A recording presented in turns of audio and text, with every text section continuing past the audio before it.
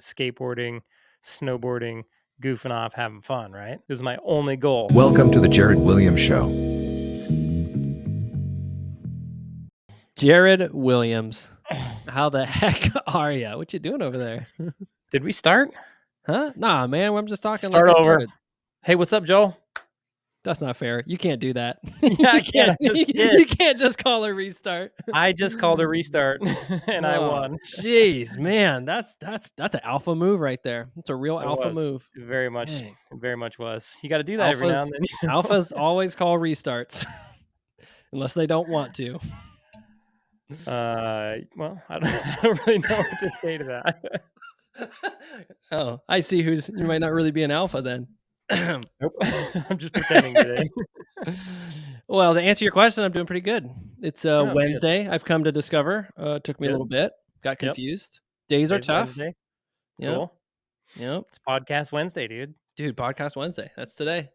Yep. How are you? What are you doing? What you up to? I'm doing good. I've been trying not to work the last couple days. Really? Yeah, because I feel like sometimes like I get like into like super work mode, and I just that's all I can do is work, think about work, everything. And like right now, I'm trying to figure out what the heck I'm doing. So it's been nice to just I'm like, okay, I'm not going to work. I'm only going to do the few things that I absolutely have to do, right? And then kind of figure out where I'm going to go from here. Give my brain a break, a brain work break. When you are like in that work brain, do you find that you'll even work on things like, let's see, not necessarily that you shouldn't work on, but maybe things that aren't the most productive because your brain is just in work mode, so you just keep plowing forward? Yeah, totally. I'll just keep like trying to keep working. It doesn't really do me any good, you know? Yeah, gotcha. Like, I checked my email this morning and it's noon, but I don't have anything left to do, so let's go check my email again, see if I can find something to do. Which is just dumb, right? Yeah. Does that work though? Do you like find something in your email, you make some work for yourself? Dude, that's the thing is you can always find something to do. Yeah, so you always end up making work. Yeah, so you just make work. Yeah, but half that stuff that I'll like go do, somebody else could go do. Sure. I don't need to do it. Sure. Yeah. Or I'll do it, right? But it doesn't have to be done. So I'm just doing stuff that is like, is it bad to do? No. But does it need to get done? No, absolutely not. Huh. Yeah, so then for the last 2 days, you've just been taking a break to sort of, it's almost like, I wouldn't call it like a vision break, but like something like that where you're just trying to like get a lay of the land and figure out actually what you're trying to do. Yeah, it is. It's a vision break, 100%. Yeah. Do you have those often? I no. I should probably have them more often, right? I usually just try to plow forward. But sure. Yeah, I think it's good to have a vision break. Like because when I was building my plumbing business, right, for 2.5 years, it was just like my sole thing was building my plumbing business. It was my only goal. And so now that it's like built or at least requires very little of my attention, now I'm like, okay, now what do I do? And so then I had this goal of like figuring out all the social media stuff and then building the social media company. And that's kind of still going. The social media stuff is going, but it's slow to get customers. And so I kind of got to figure out, okay, I got to start thinking a little more long-term. Like, okay, what's going to benefit me the most in 3 years or 5 years or 10 years? Sure. That's the stuff I need to be doing now. Because all that other stuff, like the today stuff or even the few months from now stuff, all that can get done by somebody else. Sure. And if I'm thinking 3 years out or 5 years out, that's going to change what that stuff is, right? It's right. Yep. Change what I do now. Yeah. So just trying to think further out, a little more bigger picture. Like, okay, what do I actually want my life to look like, and what are the steps to get there? But that's really hard to figure out. It's hard to think about. I think so. Especially if you've never thought about it before. Yeah, or if you don't really have a context of ideas to draw from, like other than just what people say. Because a lot of the times when people ask the question, like, what do you want your life to be like? We all go to a certain space in our head of what I would say, what other people say their lives are like. Like, I guess I Exactly. want money and I want to live on the beach because that's what people say they want. But I don't Mhm. really know what I want. Because if you've Yep. never really been in a position to sort of exercise those ideas or even think that you can achieve what you want, right? Right. Then you don't really know what that answer is. Yeah, exactly. It's tough. Hmm. That is tough. It is tough. It's a So, tough have one. you had any success with your vision break? I don't know, maybe. I guess. Like, I Well, definitely think I need to focus on, like, my personal brand. yeah. That's probably gonna be, like, a big one moving forward for the next few years, just Mhm, because I mhm, think there's mhm. so much opportunity in it. Sure, No matter where I end up, I think the personal brand will be key to taking me there. sure. Um, so that's definitely something I wanna focus on, but then it's like, okay, what do I wanna focus on within my personal brand, right? Right. So, what do I think like, where do I wanna be in 5 years, and where should I be pivoting my personal brand to get me where I wanna be in 5 years? That's really Mm, what I don't have nailed down yet, sure. but I'm Are getting there. you are you, like, thinking about, like, interests? Like, what interests you that you would still want to be doing it in 5 years? Yeah, see, and that's, like, the hard part, right? So, like, Mhm. when I was a kid, what interested me was, like, skateboarding, snowboarding, goofing off, having fun, right? Right. And then it was like, I kind of have, like, lost some of that. I still like to snowboard, I still like to have fun, but I don't really have Mhm. any, like, hobbies per se. Sure. Um, so, like, I really like business, it's really fun, Mhm. but obviously I can't just work all the time. So, that's part of my, Sure. like, vision break. It's coming up with, Yeah. what is it that I actually like to do? Like, Mhm. because I don't really know. Yeah. And I think it's like you don't necessarily have to drill down on the perfect answer, but a No. direction is always really nice because then at least you can have a way forward instead of just sort of sitting, not really knowing what you're going to do. Because when we do that, then we usually make mistakes and we have to go forward and then walk back this way and then go Yep. this way. You do too many pivots and you end up just doing a circle. Very true. Too many right-hand turns. Too many right hand turns, I'm you're right right back back where I where you left started. off. But you put Yep. in a lot of work to do those right hand turns. You feel good about that. Yeah. Yep. Versus if you can think 3 or 5 years out and you can have a, "Okay, I'm going here," Yeah. then you're gonna make way less right-hand turns. You're Yeah, gonna maybe for make a sure. right-hand turn, then make a left-hand turn, Sure. then another left-hand turn, another right, and you're back on track, right? Yep. Hmm. Rather, Hmm. or maybe you just took a right and then a left, and you're just on a Hmm. different track, but you're still Hmm. moving towards 3 to 5 year goal, right? Hmm. So Yeah. when you're thinking, let's see. I mean, when you're thinking about your businesses, what are you thinking about the most? Oh gosh. I don't think about my plumbing business very much Mhm, anymore, mhm, because it pretty much just runs for the most part.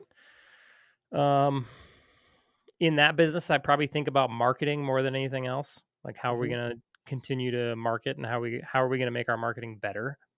Sure. Because I think that's how we're gonna continue to just dominate and win, is just more Mm, marketing mhm. and market better and more than everybody else in town. And I want to just keep getting better and better and better and do more and more and more, because I want it to be so hard for anybody to catch up to me Right, that that they literally just can't, right? right, Because yeah. I'm already like 3 years ahead of everybody. Mhm, And if I can just stay there, like if somebody right. started trying to do what I'm doing now, if I can just stay ahead, I'll just Mhm. continue to win. I know that for a Yeah, fact. yeah.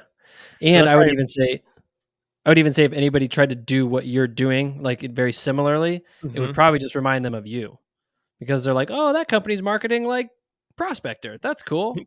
But Probably, it's yeah. still the association would be there, so they would have to really differentiate. Yeah. Yeah, at this point, for sure. Because Mhm. there's nobody else doing it like we do it in Right. Fairbanks. So, And I would say like the way that we do it is it's hard to like it's probably one of the best ways to do it consistently is the way we do it. And so for somebody to come up and do something similar, I don't know how they would do it that would be super differentiating unless they just had like way more video content and they were very very intentional, but right. that would be like a ton of work, which they could certainly do, Yep. but it would just be a lot. They would have to do something pretty cool. Yeah, it'd be it'd be really tough to beat us Yeah. out, that's for sure. Yeah. Yeah. And then with Plum Social, I think about, you know, I think a lot about like what the future is going to look like, how, because it's a little harder to scale and grow. So I think about how we're going to Mhm. scale and grow, what that kind of looks like, and then how we're going to continue to provide more value to our clients. Mm, Because mhm. ultimately, as we grow and we start making more money, then I want to be able to provide better value. Like I want to continue to provide Sure. Yeah. good value, more and more value across the board. Mhm. Because I Mm. think in that business, that's what's going to keep us on the top. Yeah. Because like right now, we do social media and we do it different than any other marketing company. Mhm. Somebody could come in and do what we're doing, Yep. um, but if we can like weave these things in with other things and come up with a way that we Hmm. make it super valuable, Right. then it's going to be more sticky. And I Mhm. think we'll have a better, you know, we'll have better LTV, Mhm. um, and ultimately lower cost of acquisition, just because we'll Yeah. be able to show so much value up front, right? Yeah. Like I was talking about, like right now, it's a little bit of a hard sell, right? Because Mhm. like plumbers don't see the value in social media to begin with. So we Mhm. have to show them like, look at the opportunity that is here on social media for your Mhm. business. And then we have to show them like it's here, but everybody else is doing it wrong. Mhm. So here's how we do it right. Mhm. And that's why we're the best ones to handle your social media. So we Right. have to take them through this like learning process, right? Right. Yep. So if we can get that to a point to where there's so much obvious value in what we're selling them, Mm, then sure. it's going to Yeah. be a much easier sale, right? Yeah, sure. So I was Mm. talking with um, some a coaching thing. Um, yeah, yeah, basically a business that runs coaching, right? I was talking with Mhm. them, and they're doing one-on-one coaching, and it was like, Mhm. hey, you guys could switch to a group coaching model, Mhm. and each one of your coaches could do one coaching class per week, which Mhm. would give them 16 coaching opportunities during the month. Right. So rather than Right. coaching each person individually, Mhm. if you had 100 clients, then that's 100 hours of coaching that you're doing, Mhm. versus if you had four coaches all doing 1 hour group coaching every week, then that's only 4 hours of coaching per Right. coach, Mhm. 16 hours total. So you cut it down by more than a 25, you're only doing 25% of the coaching, 20% of the coaching, Mhm. 20% of the time. You can bring in way more people into your program because now you're not capped. Right. Yep. And Mhm. when Mhm. you're selling that, I think the best part when I was thinking about this was that when you're selling it, then it's like, hey, you get 16 hours of coaching a month. We have Right. we have 4 calls every single week that you can attend. You can learn these topics, then you can ask questions, you can share your work, you can get Sure. feedback on your Mhm. stuff. You have Mhm. 16 options for that versus just one option per month. Sure. To One me, option, one person even. One yeah, option, one one coach, option, one one person. perspective. Yeah, now it's like, Mhm. okay, now you've got 16 options, 4 different people to get answers from, plus a whole group, a whole community of people that are doing the exact same thing Right. that can give you answers as well, Right. right? Way Yeah. more value. That's a Yeah. way easier sale than Yeah. just, yeah, pay me, if the coaching was 5,000 bucks, pay me 5,000 bucks for 1 hour of coaching, or pay me 5,000 bucks to access 16 hours of coaching from 4 different coaches Sure. and an entire group of people that are doing the same thing you're doing. Yeah. Which one's more valuable? Yeah. Definitely that second one. The second one. So you Yeah. could actually charge more for the second one, right? Mhm. It's less Sure. time, Yeah. Uh-huh. more money, more value to the end user. And so I want to Mm. figure out how to do that for Mm. Plum Social. Like I feel like that should always be your goal. Like even when we were building Mhm. Prospector, it was like, okay, how do we provide the most value to the customer so that we can charge top dollar, Mm. so Mhm. that Mhm. our customers are happy, our employees are happy, and we make money. Mhm. So I think every business should think that way. How Sure. can we provide the most value possible Mhm. so we can charge top dollar, but be like in that coaching example, you have to be worth like because you're bringing so much value, you can charge top dollar, right? Mhm. But the value for how much you charge actually goes, it's not proportional. You bring in like 10% more, or sorry, you bring in, yeah, 10% more revenue, but the value goes up 100%. Sure, That yeah. should be the goal. So yeah, you're Mhm. bringing in more money, you're charging more than everybody else, but the value you offer is like through Yeah, the roof skyrockets. Yeah, it compared to skyrockets. everybody else. Yeah. Yeah. I think that's what Hmm. keeps you competitive. I know we've talked about this before, like being competitive on price is never really a good option. So Mhm. instead, you should be competitive on, like with the plumbing business, it's the service that you offer, the customer Mhm. service, the value of what you bring to the table. Mhm. That's how you be competitive. Let's it seems like to me what's important in this idea is quantifying value. So when you're talking about the coaching, at least what I heard you say is that the value you get now is in more time. You're getting more Yep. time because you have Yep. more time with more coaches. But then there's also another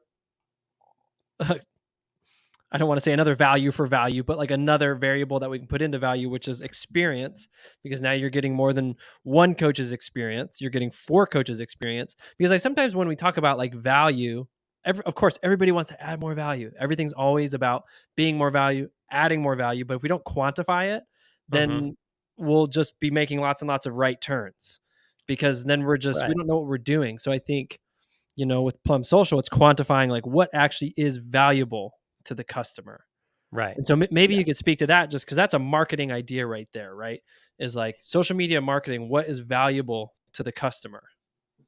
Yeah. I mean, I guess you could add services that aren't valuable very easily, right?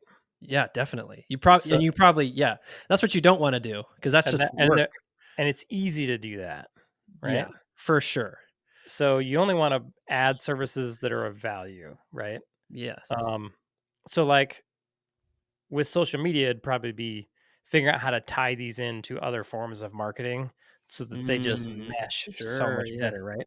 Or we Right. hit like another need of the plumbing business owner. Like if we've got social media to get customers dialed in to like Hmm. preach your brand out to the community, that's totally dialed in.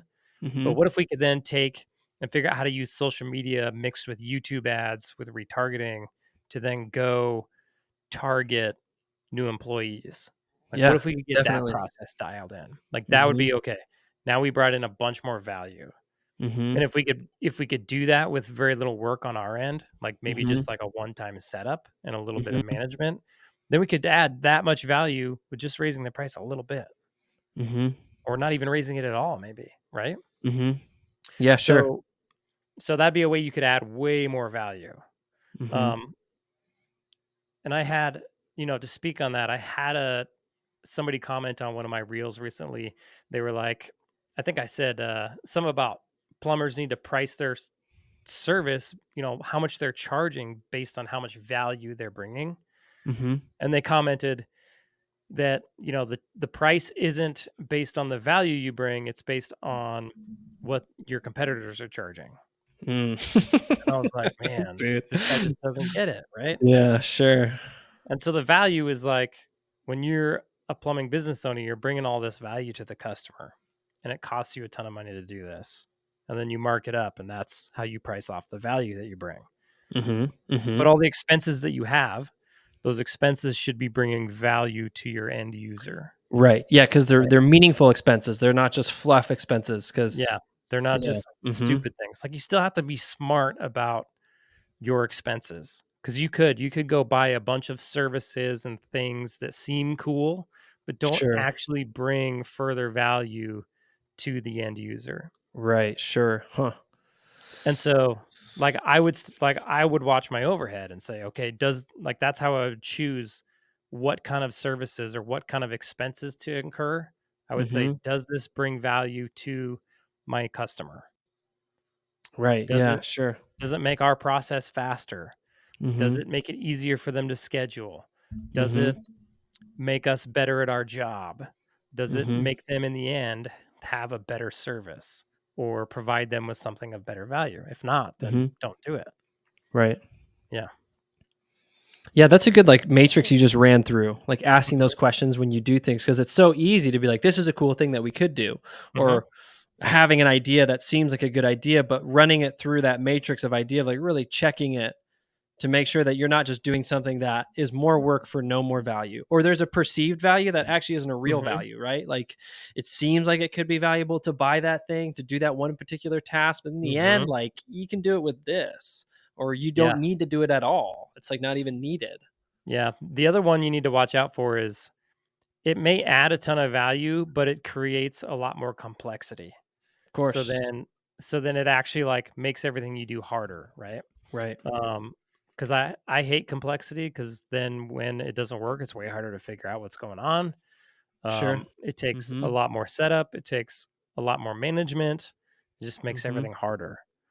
So, Mhm. like, for instance, like, we were and I don't wanna bash this company, but we were looking at an auto scheduler for our website, like a plugin for our website that integrates with Service Titan, and it's super cool. Like at first glance, you're like, this is rad.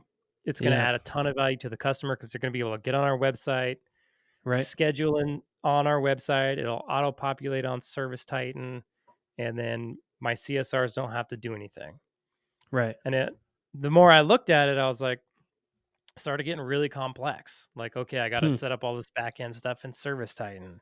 And then my Mm. CSRs have to make sure and do this properly. And then, you know, I have to set up this thing and this thing and this thing. Mhm. And I was like, man, there's got to be an easier way to do this. And this wasn't a cheap service. It was like 1800 Right. bucks a month to add this thing to your Right. website. Mhm. And so what we ultimately ended up doing was just creating a form on our website that auto dials our CSRs. So they fill out the form, and then our backend software set up through our marketing company just dials our CSR's phones. Hmm. During business hours, it dials our CSR phones. During non-business hours, it dials the after hour phone service. What So is it? Does it just communicate the what was in the form? now, so it just dials them and it'll say, this is from, it'll let you know what it's from.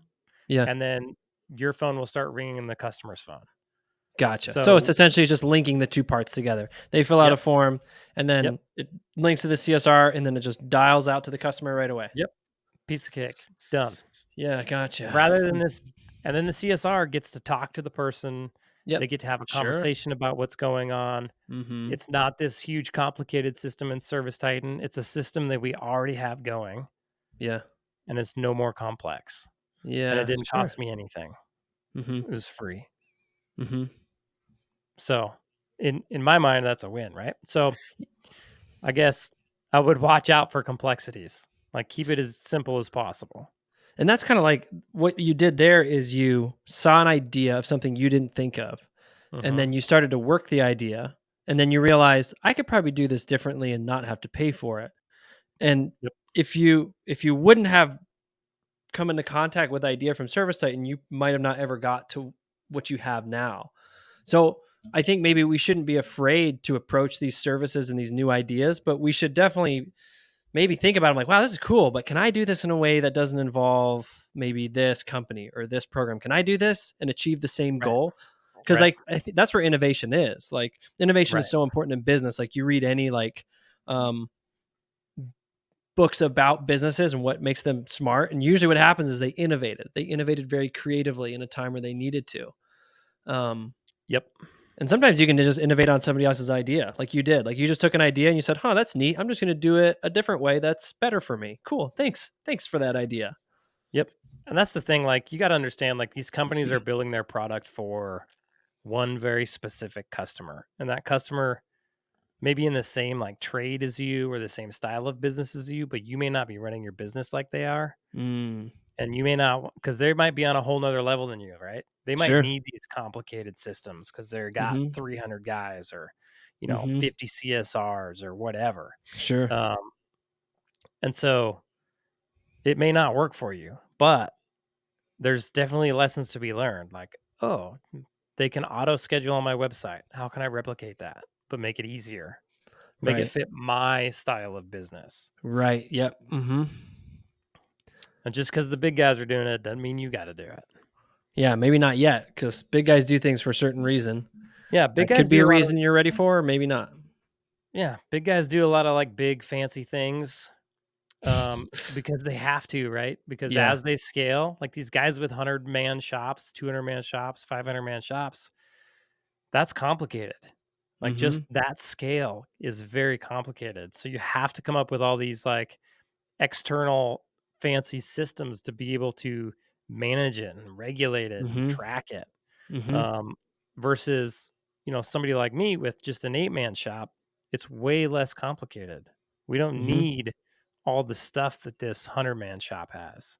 Right. I see a lot of people go and they're looking at these guys that have 100 employees, 200 employees, 300 employees, and they're like, I got to do what they're doing. When in reality, that Mhm. would be the death of their business if they did, Sure. because it would just be way too complicated for what they actually have going on. And the chances are, like those guys who get to those shop levels, they've graduated through levels of complexity. Like they've Oh, yeah. started small and then they got to a Yep. point where they said, I have to do something different because this isn't working. And Yep. then they add systems, they add processes, they add complexity, but that Yep. is actually worth it because they need it to manage all Yes. those moving parts. But if you Yep. just introduce all that from the beginning, then it's like you don't So, know how to use those tools. You didn't grow up with like, them. even those guys are thinking about their business and going, "How can I keep this as simple as possible?" Right? Sure. They are in Yeah. that mindset.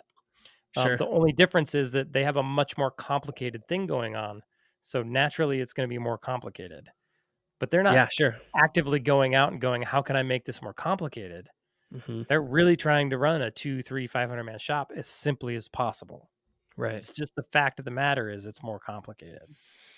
And so everybody pretty much across the board just needs to adopt that mindset of how can I do this as simple and efficient as possible Hmm.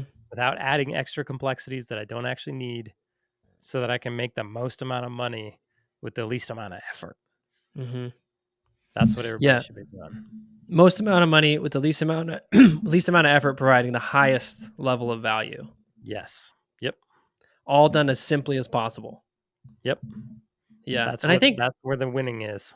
yeah, and I think defining those terms for your business is important so that they're not just words, because these are the words that are common in our modern vernacular. Value, excellence, all these things, we Mhm. say them all the time, and so they lose meaning. So for Mhm. us in our businesses, we need to really define these and write them down and put them on our whiteboards so that when we say, hey, let's add value, I can look at the whiteboard and like, oh, value expressly means, you know, whatever it means for my business. So I'm not lost in like, well, okay, value could be anything, because that's when you just start adding crazy stuff.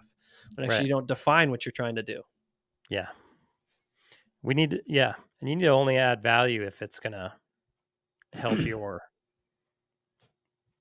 top line, right? Your bottom Yeah. line. Hmm. Like if you add value and it costs you more money, but it doesn't make you more money, that doesn't make any sense either. Sure. That's just work. Yeah, so Just don't adding add work. value just for value's sake. Yeah. Add Yeah. value so that you can make more money. Mm. And like it's a big, it all works together. Hmm. You don't just add value and not charge anything and don't make any Of money, course. Of course. or add value that the customer doesn't care about, or so you want to add value the customer cares about and makes you more money. Mm. Hmm. It's a good one. It is. A lot to think about. Yeah, definitely. That's why sometimes you got to take a vision break so you can take a break of thinking about it. Vision break. Yep, pretty much. Cool, dude. Cool. Thanks, Jered. Thanks, man. See ya. See ya. Hey guys, if you liked that episode and you want to see more content like that, I've picked out a special episode just for you. All you got to do is click right here. Go ahead and do it. Just click right there.